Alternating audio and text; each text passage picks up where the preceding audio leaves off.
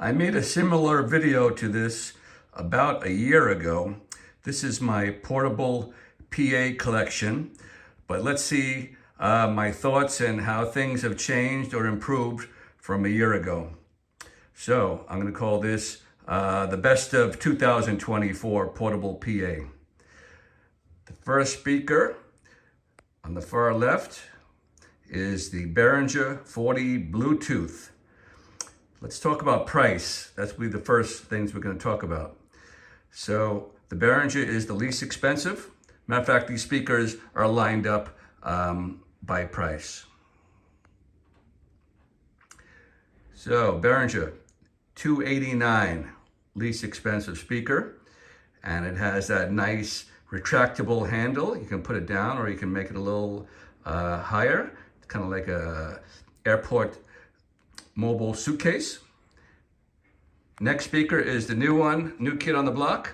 I just purchased it. I'll be making a number of videos comparing it. So keep your eyes open for those future videos. And that is the Alto Busker, the little guy of the group. And that is $350. I do want to give a heads up if you want to purchase two, and they can be paired wirelessly linked. iDJ Now is selling the pair for $598, less than $300 each. Okay, the next one, by the way, if you haven't noticed, we're going by price. The next one is the Mackie Thump Go, and prices have gone down. I purchased it at $450. Most sites have it for $400, but I just saw it on Amazon for Black Friday for $350. So it's the same price right now as the Alto. The next is the Bose S1 Pro. Now this one's kind of surprising. The new S1 Pro Plus has come out, but they're still selling the original one. So the original one used to be $700, and now it's down to $500. So people are really picking those up. It's a great deal. I know I paid, I believe, $600. Okay, then we have the JBL Compact, and that was originally $630. I don't remember, I think I paid $6, and now it is down to $500. And the last speaker on the block is the Everse 8, and that's our most expensive speaker at $750. Now that's been out, I believe, about 6 months or maybe pushing a year, and that hasn't budged. So what does that tell me? What does it tell you? It's supply and demand. Economics 101. A lot of people love that speaker. It's selling great. There's no reason to lower the price. That's why it came out at $750 and it's still there, $750. So that's the bunch as far as prices. Let's talk about some more specs. And I just want to mention, there'll be no sound test, so I'll be waiting for that. You might want to exit out early. And there's been people in the past who say, why do you give me specs? I can look it up. Well, I know from my own purchasing experience, I don't mind a video that gives me specs all at once, so I don't have to look them up each individually. It's right time consuming. So if you don't like to have specs, you might want to exit out now also. A very important factor for myself when I think of portable PA, and that is weight. I'm not a busker, but I really love a speaker that's light and I can just pick up and bring it anywhere, the backyard, beach, park, whatever. So I find the speakers that are light are the ones I use. The heavier ones kind of sit around. So the first speaker and the lightest is the brand new Alto Busker. That is super tiny in form factor and weight. That's probably why I bought it, just to give it a try. Just got it. And that is 12 pounds. That's really incredible. Next up is the famous Bose S1 Pro, and that is 15 pounds. Okay, if you go to the S1 Pro Plus, it's a little lighter, 14 pounds. Now we're getting a little heavier, and as you can see, the size is quite a bit different, and that's the Mackie Thump Go at 18 pounds. So when you pick up the Mackie Thump Go compared to that Alto, quite a difference in the hand. JBL Compact, also 18 pounds. Everse 8, also 18 pounds. And the heavyweight hitter is the Behringer at 20 pounds. So when you pick up a 20-pound speaker compared to the 12-pound speaker, quite a difference.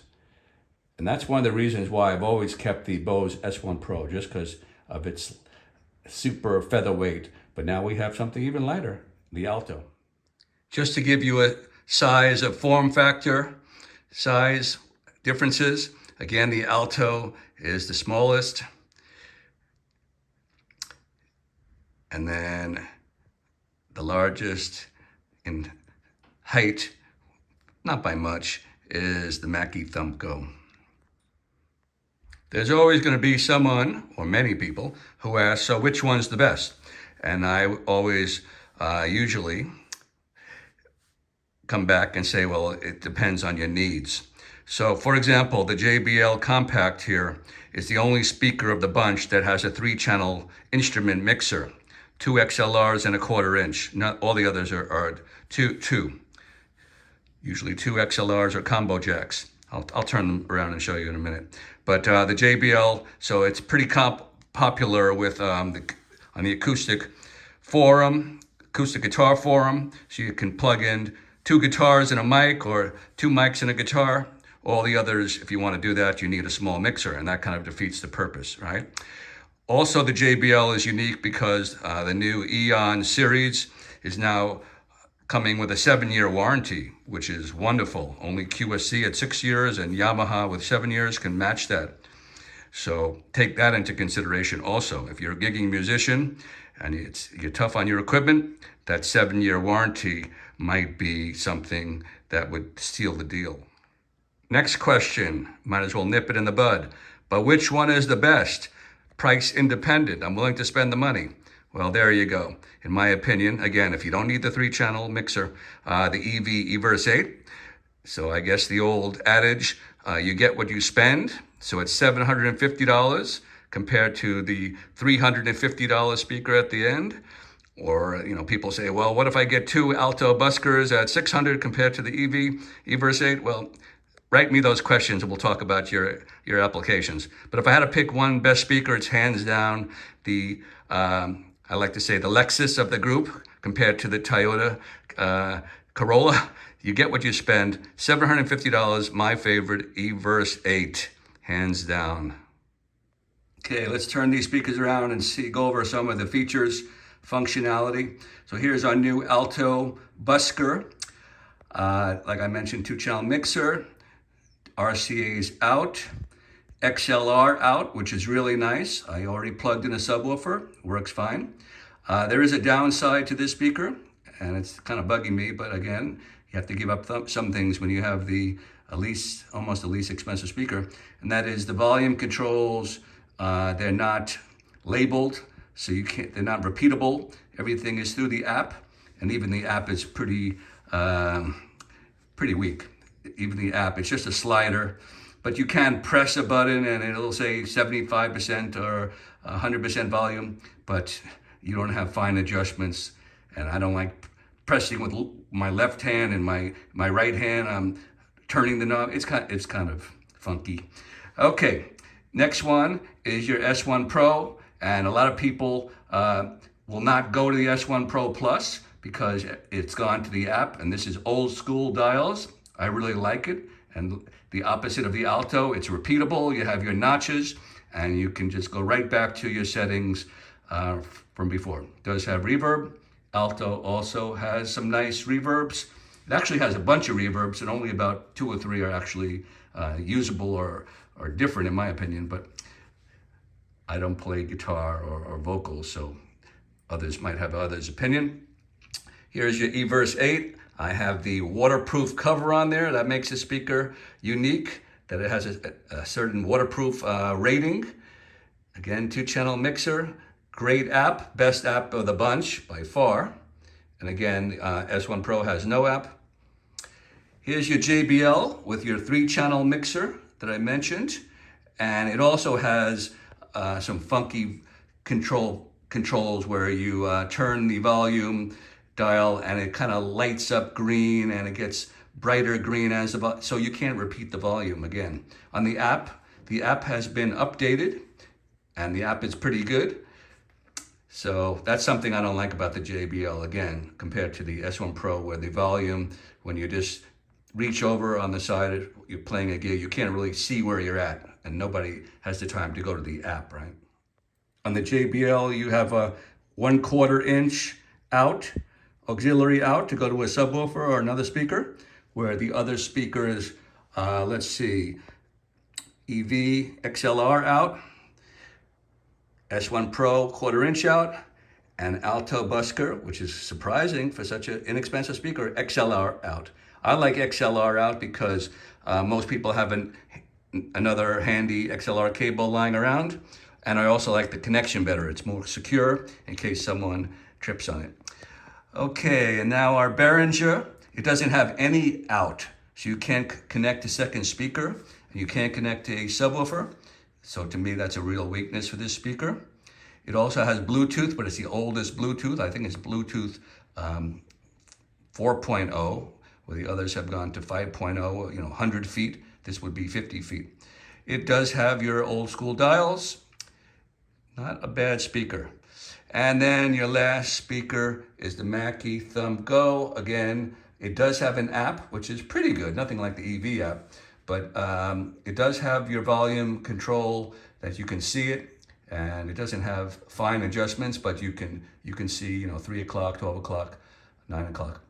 It has XLR out, but it's a big warning here. When you're on Bluetooth, it will not transmit sound to a subwoofer or another speaker. It doesn't work, and that's something that a lot of people might be disappointed. You have to realize. I know with me, I often use a subwoofer with these speakers, and that just makes it impossible. It doesn't work. Another thing I want to mention is which speakers have a removable battery. Thumb Go does, Europort does not. So, after a number of years, I've only had it about 2 years, but after, who knows, 6 years or 7, eventually that battery will be gone, and now you have to start going through the manufacturer, sending it back, or ordering a battery on Amazon. I don't know, it gets complicated. JBL has a good removable battery. EV removable battery. S1 Pro has a removable battery. And the Alto does not. Big weakness in my opinion. Another popular use of these type of portable PA, small portable PA speakers is for live band monitors. It's great use, battery powered. So I forgot to mention that the Behringer does not have the ability to put in the monitor position. That's important.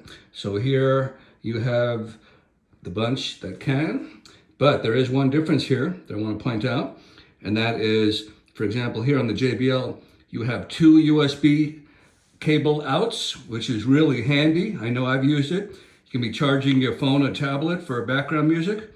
The S1 Pro does not have that ability. The Mackie doesn't either.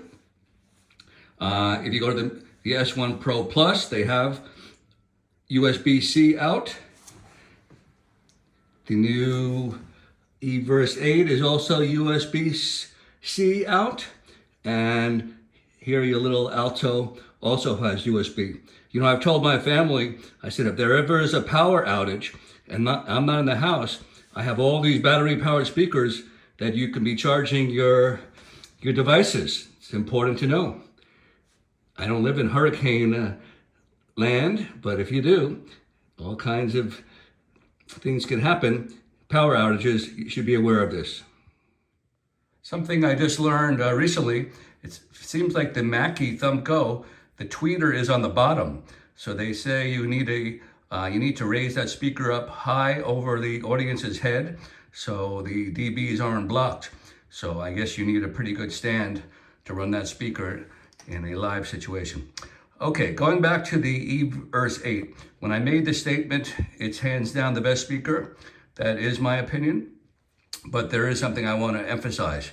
When you pull this speaker out of the box and you compare it to the $500 S1 Pro Legacy model, some people are calling it, they pretty much sound the same, and people are getting disappointed and returning it, saying this doesn't sound so great for that kind of price. So I want to emphasize, you need to be able to EQ this speaker. If you EQ it properly, and you have the ability and knowledge to do it, and time, take some time to do it, you can get the speaker to sound really, really nice. Like I said, much better bass, very nice, much better highs. But just out of the box, the S1 Pro pretty much sounds the same. So that's something I want to emphasize. I did not mention in this video the S1 Pro Plus at $650, just under the EV. It was $700. They've lowered the price recently to $650. And if you're wondering how it compares to the S1 Pro at $500, I do have a video on that. Watch it. It basically comes down, they sound very similar, but the new Pro model has the app, and it has all kinds of features that the original model doesn't have.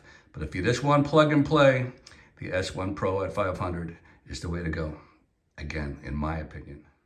So I did make a similar video to this, probably over a year, maybe close to 2 years already.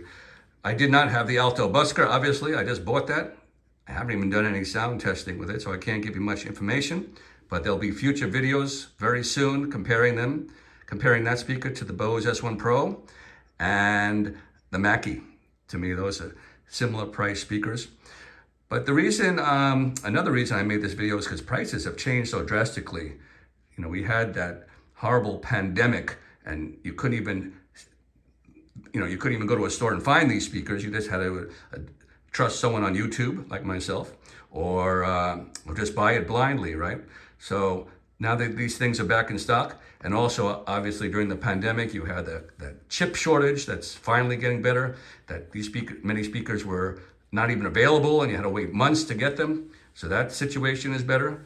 And now it's just come down to supply and demand. There are so many portable battery speakers on the market that prices are coming down finally. There are a couple more battery powered speakers that I want you to be aware of that I don't have and I don't intend on getting, so don't ask me. And that's the Yamaha 200, I believe it's called. There's also something called the HK Move, and there's the Yorkville EXM Mobile 8. I'm not planning on getting any of those speakers. I think I have enough. So, wrapping this up. Sound-wise, you need to go back and check my other videos. I've done a lot of videos comparing these speakers. The loudest speaker here by far is the EV at 121 decibels. Again, I don't play at that kind of volume, but some of these other speakers, especially outside, if portable PA, a lot of people play them outside. They run out of juice, right? Even though they sound great indoors. Some might say, well, what if I get two speakers compared to the EV? Well, even if you get two speakers, I know in my own testing, for example, the Bose S1 Pro, kind of the spec is 103 dB. So I find if you double it up, you get about 3 more dB. So let's say 106 dB. Well, 106 doesn't compare to 121 dB. And 120, the way it goes is at 10 decibel difference, that's when it's doubling the power. At 6 decibels, your brain or your ear will sound like it's double. So when you go from 106, two S1 Pros to 121, huge difference. And of course, the better speakers, they stay clean when they do get close to maximum volume, where others, they can't hack it, right? The Mackie Thumbco is unusual. At high volume, it stays pretty clean at that $400 price range. Well, I'm sorry, it's now $350. Get it on sale. Behringer, it doesn't have any headroom. When it comes close to about 90, 95, that's it. It sounds horrible. JBL has a huge problem in the past, and that is, again, when it got close to its maximum, all kinds of red lights blinking. That's your limit light. But I heard, and I haven't tried, so don't take my word for it, that the new, the updated app, the firmware update has solved that problem. I'm not sure. EV, not only can go up to 121 dB, but when it reaches its max, it still sounds perfectly clean. I don't hear any distortion, even though I'm starting to see the red limit light. So that's something I really love about that speaker. And when you match it up with a subwoofer, it's just incredible. Bose S1 Pro, well, you got a 6.5 inch speaker. So when you push that close to 100 dB and you start playing some hip hop or some heavy bass tracks, you're gonna hear that woofer sounding pretty bad. It's not made for that. Alto, same thing, 6.5 inch woofer. I don't expect it to be that type of speaker, but I haven't even tried it yet. I didn't mention the EV is an 8-inch woofer, JBL 8-inch. I believe I think the Behringer's 8-inch, not sure, and the Mackie's 8-inch. But none of these speakers, really have great bass. All of them, in my opinion, need a subwoofer, except for the EV. That one has, I call it like a mini subwoofer. It sounds pretty good, but a real subwoofer is, again, night and day. That's about it. Mackie Thumb Go, like I mentioned, it stays clean. It's louder than the majority of these speakers, except for the EV. But it has very little bass, very lean. But it's pretty loud and clean. That's about it. I hope you enjoyed this video. I'm going to call this the best of 2024, even though right now, as I speak, we're in 2023, December, but it's coming close. So I don't think things are going to change much in 1 month.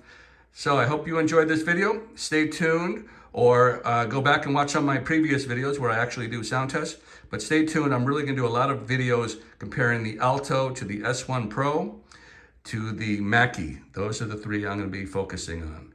Okay, this is Bill. Hope you enjoyed.